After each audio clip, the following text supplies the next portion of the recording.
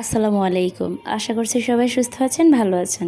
কোনো রকম bitter oven ছাড়া কিভাবে চুলায় এত সুন্দর একটা চকলেট টুটি ফুটি কেক বানাবেন, সেই রেসিপিটাই আজকে আপনাদের সাথে শেয়ার করব। অনেকেরই ধারণা ওভেন ছাড়া কেক বানানো সম্ভব না, কিন্তু চুলায় ওভেনের থেকেও পারফেক্ট কেক বানানো যায় যদি আপনি মেজারমেন্ট মাপটা একেবারে সঠিক পরিমাণে ব্যবহার করেন আর কিছু টিপস ফলো করেন, তাহলে এরকম পারফেক্ট নরম তুলতুলে কেক বানাতে পারবেন।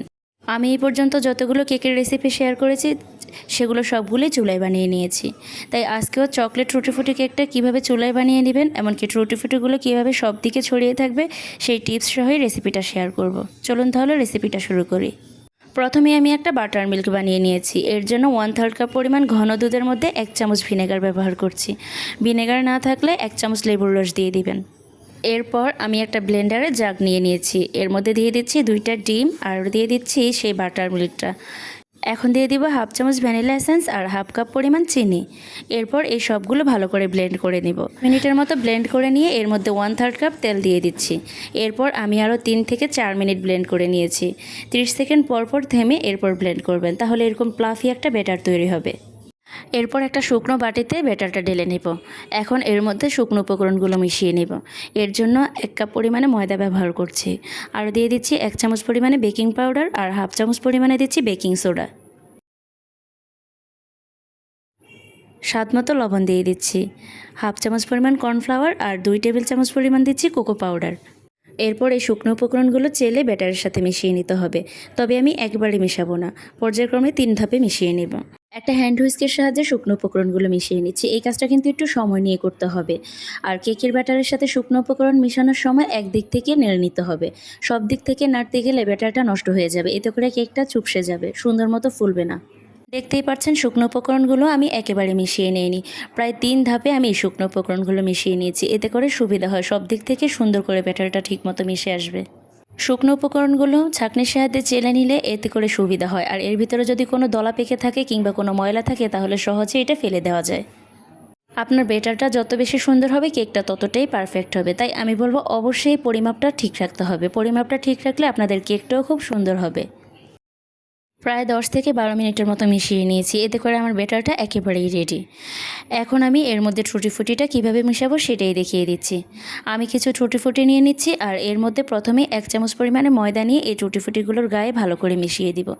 এতে করে এগুলো একেবারে নিচে পড়ে থাকবে না, ব্যাটারের সব দিকে ছড়িয়ে থাকবে। এই টুটিফুটিগুলো কিন্তু আমি বাসায় বানিয়ে নিয়েছি আর এই ভিডিওটা অলরেডি আমার চ্যানেলে আপলোড করা আছে, চাইলে আপনারা দেখে নিতে পারেন। এখন এইগুলো আমি ব্যাটারের সাথে ভালো করে মিশিয়ে নিচ্ছি। চাইলে আপনারা টুটিফুটিটা নাও দিতে পারেন, দিলে খেতে ভালো লাগবে, আর না দিলেও কোনো সমস্যা হবে না। এরপর আমি একটা মোল্ডের মধ্যে আগে থেকে কাগজ বিছিয়ে তেল ব্রাশ করে নিয়েছি। এখন এর মধ্যে সম্পূর্ণ ব্যাটারটা ঢেলে দিব। আপনারা যে কোনো শেপের মোল্ডটা নিতে পারেন, আমি আজকে লাভ শেপের মোল্ডটা নিয়েছি। এরপর সবগুলো ব্যাটার দেওয়া হয়ে গেলে একটু ঝাঁকিয়ে নেব, এতে করে ভিতরে যে বাতাসটা থাকবে সেই বাতাসটা বের হয়ে আসবে আর কেকটাও খুব মসৃণ হবে। করে ঝাঁকিয়ে নিলে দেখতেই পাচ্ছেন ভিতরের বাতাসটা বের হয়ে আসছে।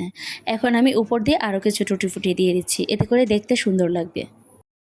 আগে থেকে এই হাঁড়িতে আমি একটা স্ট্যান্ড দিয়ে 10 মিনিটের মতো প্রিহিট করে নিয়েছি। এরপর এর মধ্যে মোলটা বসিয়ে দিয়ে ঢাকনা দিয়ে ঢাকনার যে ছিদ্রটা আছে সেটাতে একটা কাগজ মুড়িয়ে দিয়েছি। চুলার আঁচ মিডিয়াম টু লোয়ে রেখে আমি 50 মিনিটের মতো বেক করে নিয়েছি। এখন একটা কাঠি দিয়ে চেক করে নিচ্ছি। মাশাআল্লাহ, কাঠিটা পুরোপুরি ক্লিন এসেছে, তার মানে আমার কেকটাও সম্পূর্ণভাবে হয়ে গিয়েছে। ঠান্ডা হয়ে যাওয়ার পরে মোল্ড আউট করে দেখাচ্ছি।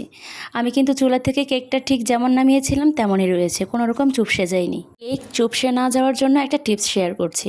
কেকটা যখন বেক করতে দিবেন তখন বারবার ঢাকনা উল্টে দেখতে যাবেন না, এতে করে কেকটা চুপসে যাবে।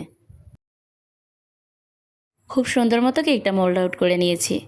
এরপর এর উপর থেকে কাগজটা সরিয়ে নিচ্ছি। আমার কেকটা একেবারে পারফেক্ট হয়েছে, নরম তুলতুলে, এমনকি কোনো দিক থেকে কাঁচা রয়ে যায়নি। এখন কেকটা কেটে দেখাচ্ছি ভিতর থেকে কতটা পারফেক্ট হয়েছে। মাশাআল্লাহ, কেকটা ভিতর থেকেও পুরোপুরি পারফেক্ট হয়েছে। বেকারির কেকগুলো থেকে বহুগুণ স্বাদের, এমনকি স্বাস্থ্যসম্মত বাসায় বানানো কেকটা। সব মিলিয়ে যদি আমি হিসাব করি তাহলে 100 টাকার মধ্যেই এই ফ্যামিলি সাইজের কেকটা বানিয়ে নিয়েছি, যেটা বেকারির কেক থেকেও অনেক বেশি মজার আর অনেক বেশি স্বাস্থ্যসম্মত। আশা করছি আজকের রেসিপিটা আপনাদের কাছে ভালো লেগেছে, আর ভালো লাগলে অবশ্যই লাইক কমেন্ট শেয়ার করে দিবেন। প্লিজ আমার চ্যানেলটা সাবস্ক্রাইব করে সাথেই থাকবেন। যারা ফেসবুক থেকে দেখছেন অবশ্যই পেজে ফলো দিয়ে রাখবেন এরকম সহজ রেসিপিগুলো পাওয়ার জন্য। আজকে এই পর্যন্তই বিদায় নিচ্ছি। আল্লাহ হাফেজ, আসসালামু আলাইকুম।